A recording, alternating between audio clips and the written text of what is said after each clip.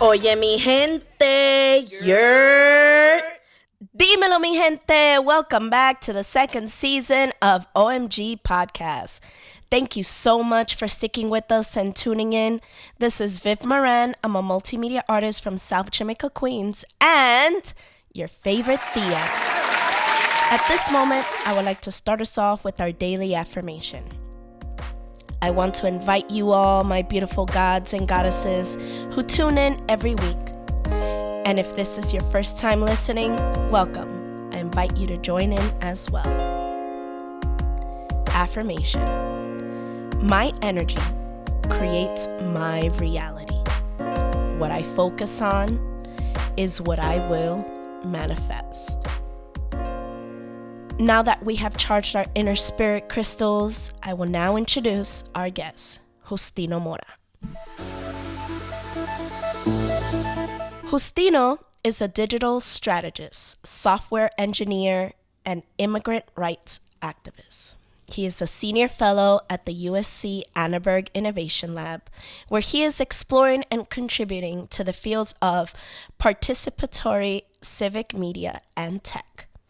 Justino studied political science and computer science at UCLA and is deeply passionate about the intersection of tech, advocacy, culture, and media. Justino founded and managed several pro-immigration social media pages that collectively reached an average of 6 million to 10 million people per week. Justino's work and activism has been featured on The Nation, Time, Vice News, and The Guardian. He loves hackathons and has won several, including Y Contributors April 2018 Hackathon, Debug DC, and FWD.US Dreamer Hackathon. Some of Justino's hobbies include hiking, reading Spanish literature, and eating tacos. I met up with Justino at the Annenberg building at USC. The campus was beautiful and enormous. Palm trees were everywhere. Like, I've never seen palm trees on a school campus before. It feels like paradise. Students were going back and forth, running between classes. I tried to envision myself here. LA is definitely somewhere I want to be. Since Justino is a senior fellow at the USC Annenberg Innovation Lab, he was able to get us a private room for this interview. We spoke about his immigration story, his family, and how the journey affected him as a child. He was already older than most kids who migrate. His mom risked it all to save their lives. She left everything behind to fight for a better life and the future of her and her 3 kids. A single mother who worked multiple jobs to put food on the table and made sure that they had the basics to do well in school and succeed at life. We discussed how the media plays a part in spreading the narrative of the typical immigrante that migrates into the U.S. Immigration has become such a sensitive topic. It can get pretty tense, especially with all the misleading facts put out by the media. We spoke about the outsourcing of jobs, the jobs that immigrants actually have, and the type of pay that is allocated to them, which is basically exploitation. We spoke about education and the reality of what quote-unquote benefits immigrants actually get. We ended the interview speaking on immigration reform and what we can do moving forward. This is our conversation. Traditional media, the politicians, to change how they're talking about the issue, because how they tend to have more clout and more influence on the narrative aspect. So we have to find ways to challenge them and say, no, this is not how you talk about immigrants. You shouldn't be pushing this good immigrant narrative, because if they continue pushing that good immigrant narrative, they're going to criminalize the majority of people, because we're not saints. Nobody is a saint. Exactly. Nobody's perfect. And I think that's another thing that is like super important when it comes to talking about immigration. Definitely. I try my best not to judge anyone due to the decisions that they have made to make money. Yeah. rather you sell drugs or you're maybe like stealing cars in exchange for like money. You're choosing, even though that yes, those are bad things and yes, you're breaking the law. At the end of the day, these people also have their reasons. Maybe they can't get a job or they're being rejected, so they have to do these illegal things to what? Survive, to feed their families, to send money back where they need, to send. And to even say that low skills, being a farm worker is definitely low skills. Yes, it's absolutely. really, really hard. Yes. It's really hard. Nobody, no white American, no American, I should say, because even Latinos, no American is going to go into a farm. Correct. And pick those fruits, wash those fruits, tend to the land, be responsible for those animals. They're not. Yeah. Especially for what these immigrants get paid.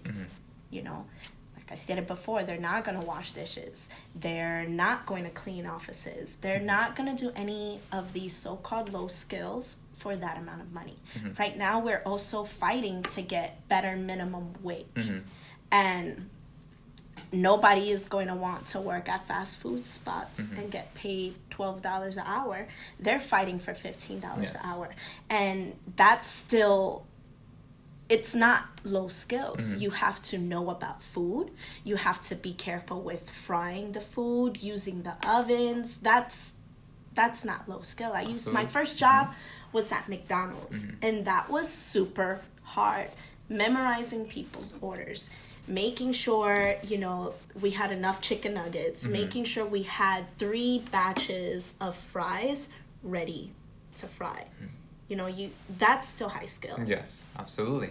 Yeah, and I think that's another important component of this whole debate, right? Like that everything is intersectional, which you alluded to, and how the economic system is failing also everybody in general, and how there is such a gap in, the wealth distribution, the income inequality, and how a very small percentage of people here in the United States are benefiting significantly from the exploitation of like 90%, 99% of the, the workforce. Yes.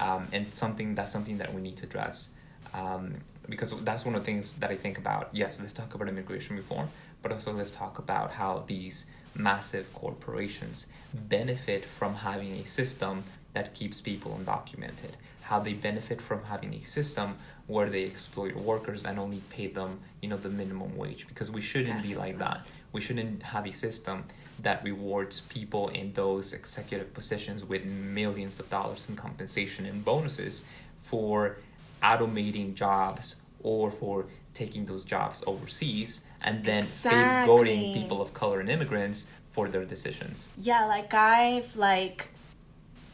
you have a phone. You have an issue with your phone. So you got to call your company, right? You're not getting someone that works here. Like, let's say your phone stops working in the middle of the night. Patricia works from 10 to 5. Yeah. But Mohammed works at all hours of the night. And one, language barrier. Yes. They're also not going to understand what's really going on because they're also not here. They don't know the weather or what's going on that might have interrupted your services. Also, some tend to be really rude.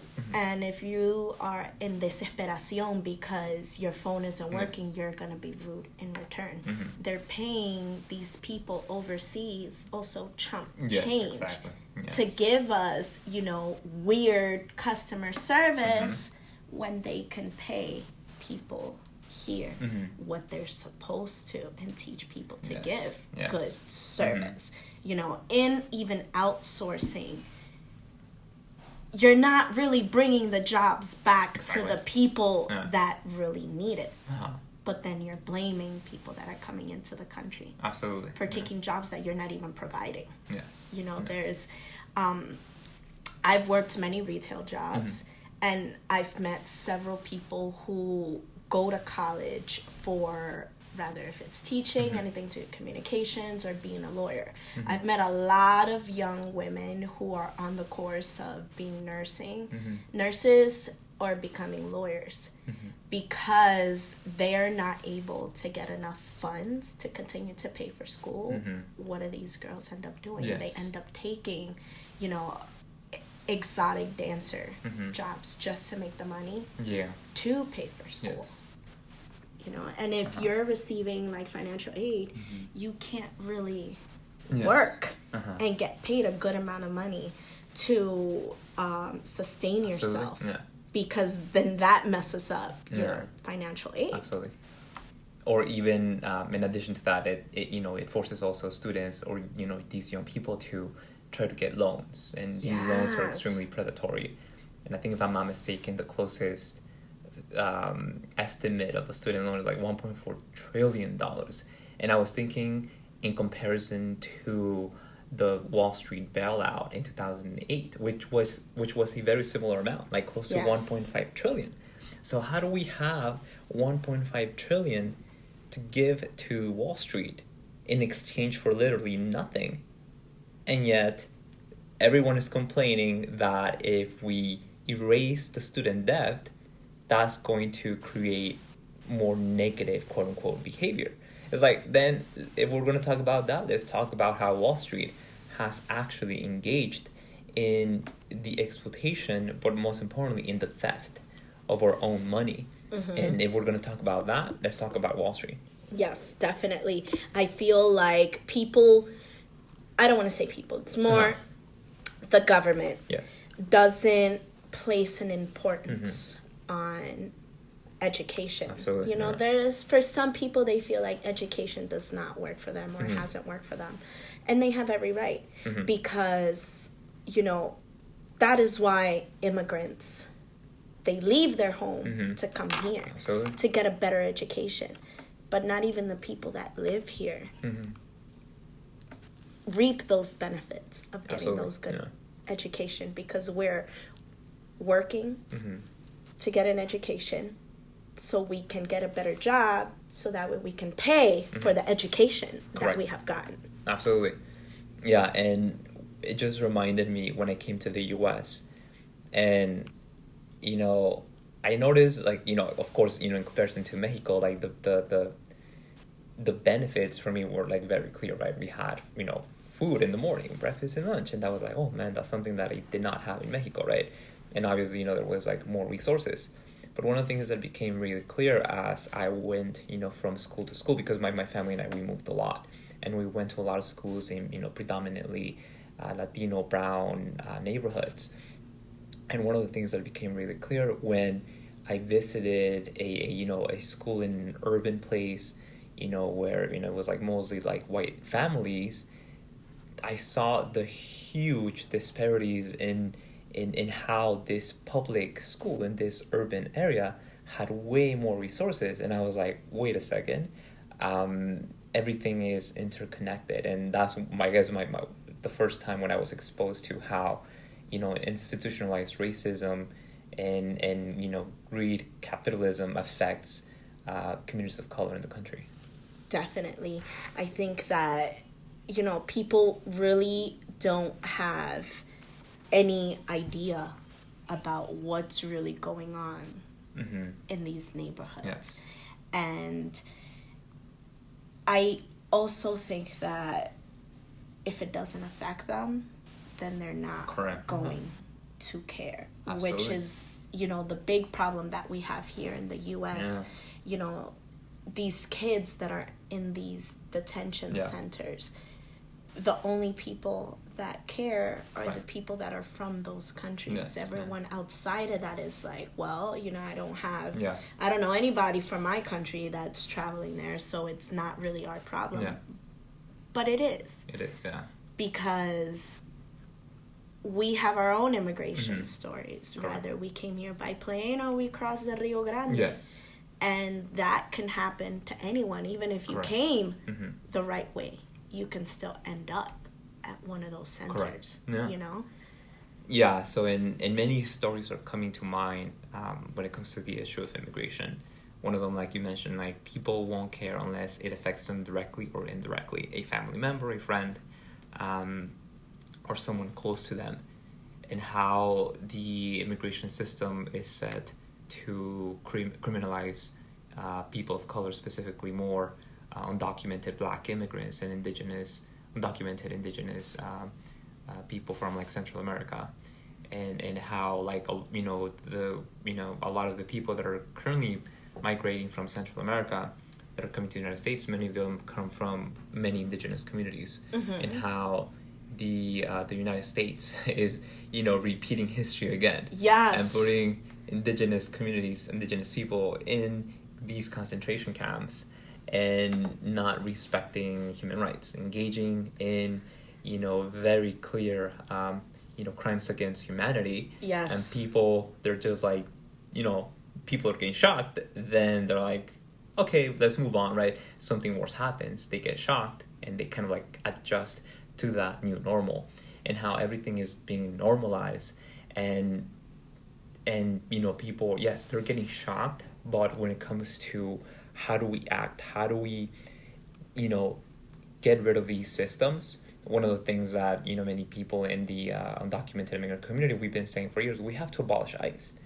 One of the things that I started saying when Trump got elected is like, we have to abolish ICE, and we have to prosecute them, because yes, we can abolish the system, but what about the people that engage in those crimes against humanity? We have to prosecute them too, because if we only abolish the system, that's only like doing 50% of the job. Exactly. And we have to, if we're going to do the job, we might as well prosecute the people who are responsible for, one, creating those policies that are leading to kids being put in cages, families being separated, babies being separated from their moms, people getting sexually harassed and abused inside these detention centers, people getting killed by CBP officers, and how that CBP is a fascist state-sponsored organization. Like, there's no other way to put it. Like, that's what it is. And we have to describe those systems by what they are. And I think once we start describing those systems by what they actually are, that is going to lead people to either like accept that they're supporting that system, or just ignore that system as a whole. And I hope that leads people to actually take action on their values, and to reflect what their principles and values are, and actually act upon those things. Yeah, definitely. Like, we have to pick apart those systems. Yes. It's not only those systems, the system that also elects those people to continue that system, like the Electoral College, who made it possible for someone like Trump.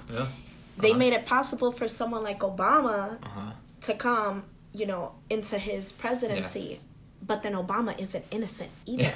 Like, he has the highest amount of detainees and deportation than any other president in the U.S. So he's not innocent either.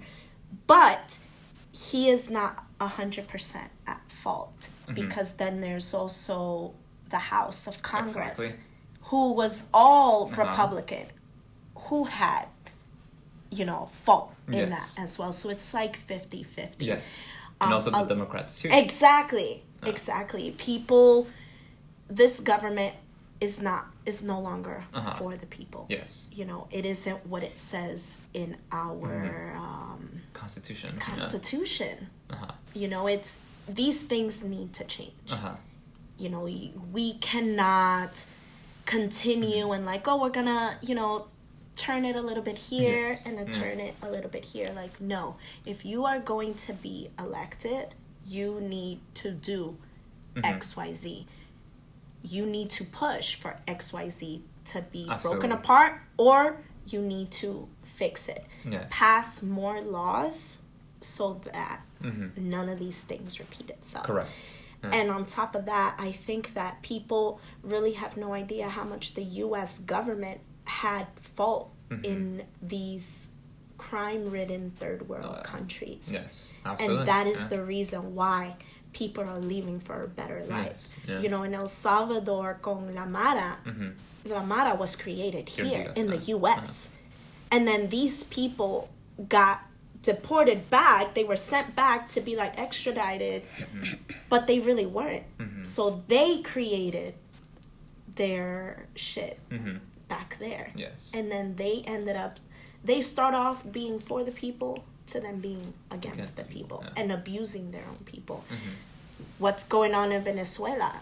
The U.S. had fault in that. People are not eating. Yes. You want to worry about, rather you're getting oil from these Arab countries, missiles in Asian countries and Russia, but you're not worried about those that need it the most. Absolutely. Yeah, and all those things should make people reflect about their own role in this society and how it is extremely important to be involved in the day-to-day political process. Because if you're not engaged in the political system, then the political system is going to have control over you. If we're not voting, if we're not deciding to spend our dollars in certain businesses, if we're not being informed and reading, from many independent sources and legitimate sources, if we are not only informing ourselves but taking action, then we're gonna let the system decide for us, and we can't let that happen. And the perfect example that you brought up, how the entire system is at fault, and which I was reading this morning, how Senator Schumer failed the House, specifically the leadership that was demanding for not funding for ICE, how the Democrats are also complicit in the criminalization and the funding of fascist terrorist organizations such as ICE, and how we need to hold everybody accountable, and that includes also the Democratic Party. Definitely. Like, it isn't just, you cannot sit there and be like, I'm just going to wash my hands, because I'm not voting for the lesser of the two evils. You can, and you can vote for them for the lesser of the two evils, and you can still hold them accountable. You have senators that are within our district that you can still call. You can still email. You can push for them. That is the point. Like, it's not just voting for presidency. It's also voting for the constituents that represent us. Yes. If we're not going out there and voting for them, we're responsible for what is going on. Like, I was having a conversation with, my friend, and I told her, I feel like Trump is our karma for being ain't shit people. We talk so much about stuff that affects us or what's going on in the world, but we're still not out there, doing what we're supposed to. So something like this doesn't happen. We're not taking care of each other. We're only worrying about ourselves. We got to take care of our neighbor, because if it doesn't affect our neighbor, it could affect our cousin. Correct. It could affect our parents. It could affect the future, like our future kids. Yeah. And another thing which you're alluding to is also complacency, how people have grown to be complacent with the current system and feel comfortable with how things are. Yeah. As long as their, quote unquote basic needs are being met, or, secondly, as long as they're not being oppressed directly, then they're like, well, I have a job and doing well. I don't care, right? Yeah. And I think that's one thing we need to change. One thing that I definitely want to say about that specific point is that I do think that, there are people who I wouldn't, if they're saying, have a job, I'm focusing on my family, I wouldn't pressure them, specifically certain people, just as an example, right? Someone who was formerly undocumented and now they're focusing on, practicing self-care and healing their trauma. I wouldn't expect them to be all out organizing and trying to dismantle the system. It's like, no, there's also the fact of self-preservation, right? And I think that's something that I would, I personally respect specifically also from, African-American population and the indigenous community here in the United States. I wouldn't expect them to be fighting in the immigrant rights fight. It's like, no, we also have to do the same thing for them.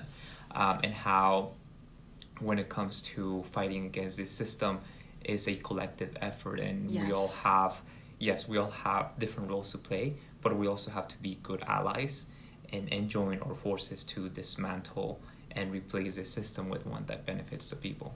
Definitely, because as Americans, we have that privilege to make our voices heard. Yeah. We all have undocumented friends. Yeah. We all have immigrant friends. We need to be their voice because, they're, like you said, taking care of themselves. Yeah. We need to help them. Yes. And fight for their rights too. Mm-hmm. And it's our duty almost, because we have privileges that these people don't have or can't have or are going to wait such a long time to have. Yes. I had to wait 10 years to get my residency. Wow.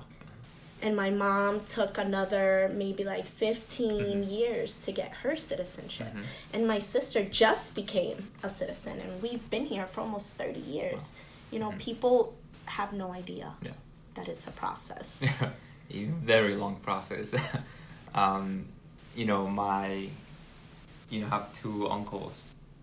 One of them, both of them already passed away, but it took them a long time for one of them to become a U.S. citizen, more than 2 decades. And one of them also, my aunt, she didn't become a U.S. citizen, but she was a legal permanent resident for a very long time. And even taking that step of even becoming a U.S. citizen is really expensive. You need to, hire an attorney, and that is also super expensive. And how the process is not that easy, because even currently, the U.S. immigration system is becoming even more strict against people of color who are trying to become U.S. citizens. Yeah. And they're being, scrutinized even more in that application process. Yeah, recently I've, had issues with my resident. I lost my card, but I still have my paperwork. I looked into, let me just pay for this because I need to go back home and see my family. The fee is $800 to do that whole process. Not only replacing, because if it expired, you got to do the whole entire thing again. Wow. Yes, you have permanent residency because you've had it before. So, but now you got to redo the whole thing again just to get a new card. It's almost $800. Yeah. And that's including the fee to process the paperwork. Yes. So it's you can't fault. And that doesn't people. even include the attorney fees. Yeah. You don't need to have an attorney, but it's always best to have an attorney. So attorney fees can go anywhere to 3 G's to 5 G's if you have a really good attorney. Yes. Yeah. So I want to finish with this. What would you say to a younger you making the journey? Oh, well, that's a good question. I think I would say, wow, you put me on the spot. Seek mentorship and don't forget your roots and traditions. You can find Justino Mora on Twitter and Instagram at Justino Mora 1. Barriers to immigration come not only in legal form or political form. Natural and social barriers to immigration can also be very powerful. Immigrants, when leaving their country, also leave everything familiar: their family, friends, a support network, and culture. They also need to liquidate their assets, and they incur the expense of moving. When they arrive in a new country, they're met with many uncertainties, including finding work, where to live, new laws, and new cultural norms, language or accent issues, possible racism, and other exclusionary behavior towards them and their families. Our parents were bold enough to leave everything behind in order to give us a better life in the U.S. We must also be bold enough to fight for our parents, unaccompanied migrant children, and those suffering in detention centers, and the rest of the 11 million undocumented immigrants. Intersectional liberation, not papers, should be our ultimate goal. All right, guys. At this time, I'd like to highlight some dope people who are doing amazing work in our communities. Let's give a big yer to Elizabeth Velasquez. Elizabeth Velasquez is a Brooklyn-born Boricua. She is a mother of two. Her poems are an exploration of her life. She writes poems that speak to and about feminism, body positivity, sex, love, mental illness, education, and women's choices through an intersectional lens. She began writing poetry at the age of 9 as a way to escape the realities of the environment around her, which involved poverty, homelessness, substance abuse, mental health, and physical and emotional abuse. At the age of 16, Elizabeth dropped out of high school in the 10th grade to give birth to her first child. With statistical odds against her, she was determined to defy the seemingly predetermined path that was preserved for young Latina moms with no formal education. At the age of 22, Elizabeth received her General Equivalency Diploma, GED for short, and continued to write poetry about her life. In 2009, she decided to begin performing her work publicly at the famous Nuyorican's Poet Cafe. Velasquez performed at Lincoln Center out of doors, Pregones Theater, Bushwick Star Theater, the Bowery Poetry Club, Brooklyn Museum, Museum of Natural History, the Nuyorican Poets Cafe, Rutgers University, Williams College, Adelphi University, Pace University, Princeton University, James Madison University, Harvard University, and the Amber Rose Slut Walk 2017. Since then, her work has been published by NBC, We Are Me Too, and AJ Plus, and Tidal. She has received the fellowship from the prestigious Poets House and is a Vona alum. She is the 2017 Button Poetry Video Prize winner. She is the author of the chapbook PTSD. Her highest degree is still a GED, and she talks about her journey with education openly in order to help break down stigmas and the narrative that exists, tying the idea of success and making it out of the struggle only to POC who have achieved higher education. You can learn more about Elizabeth by following her on IG at Elizabeth Velasquez Poetry. Don't forget to check out her website, elizabethvelasquez.com. Okay, guys, we have reached the end of this episode, but before I bid you all adieu, I want to pose a question to you all, mi gente. This week, I want to ask, Oye, mi gente, what are you grateful for? Piénsalo. Feel free to leave your insight and answers in the comment and review sections. Please, I really want to know. Alright, guys, that's it for this week's episode. A huge thank you to Justino for joining us today. I appreciate everything you're doing for immigrantes and keeping us informed about what is going on in our communities. Until next time, remember to follow us on IG at OMG Podcasts. We're available on all your favorite streaming platforms. Be sure to subscribe and leave us a comment in the review section. Also follow at Deacon Media on IG. And if you want to know more about the Deacon Media Network and what we do, you can check out the entire Deacon Media family on deaconmedia.com.